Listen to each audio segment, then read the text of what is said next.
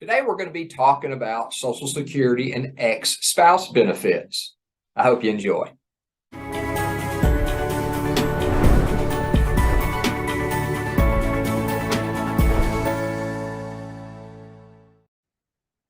Today, we're going to be talking about Social Security and ex-spouse benefit. Not something that most people are familiar with or is very well understood. And part of it is because there are actually two classifications of people that would fall into that category. So last week we talked about spousal benefit. Today we're going to be talking about ex-spouse benefit. So there's some steps that have to occur for you to qualify. Number one, the individual has to have been married to the worker for at least 10 years. In the first category, which is simply the ex-spouse benefit, it almost looks like, or it's treated the exact same as if they were still married. So you have to be married at least 10 years. You were divorced less than 2. And in that scenario, as long as all the other criteria is met, in other words, as long as the worker has filed for the primary benefit, then there is a spousal benefit available. It's the same calculation. It's half of the worker's primary insurance amount, assuming the spouse is at least full retirement age. So, and it makes no difference whether the worker has remarried. So that does not disqualify the ex-spouse from being able to draw that spousal benefit. The other caveat is the ex-spouse cannot have remarried. If you remarry, then that benefit goes away. If you're not remarried, then the benefit is potentially available.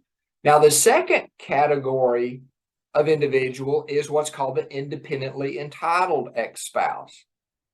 Same scenario, have to be married at least 10 years, have to have been married at least 10 years. In this in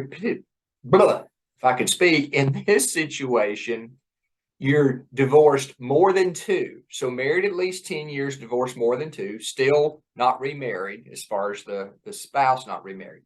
In that scenario, you're independently entitled to file a claim. What that means is, unlike the first scenario, in the first scenario, the worker has to have filed for the primary insurance amount in order to activate the ability for you to draw spousal benefit or ex-spouse benefit. As an independently entitled ex-spouse, the worker only has to be old enough to draw that primary insurance amount, which means the worker only has to be 62 or older, but they do not have to have started their own benefit.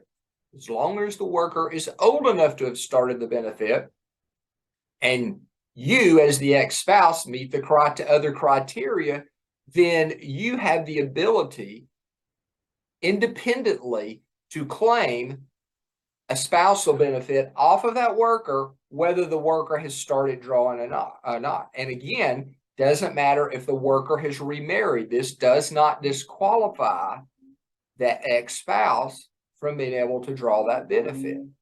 This is probably a benefit that more often than not, I see people were never aware of whenever we're doing planning for a client.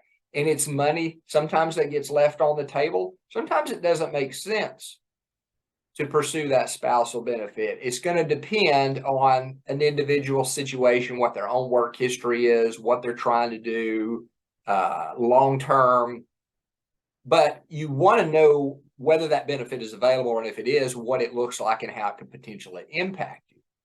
So if you have questions about Social Security, claiming strategies, how to maximize that benefit, how taxes apply to Social Security because it has some unique tax structures, and basically how to get the most bang for your buck, don't hesitate to give me a call here at Westside Advisors and Insurance Services. I hope you have a great week.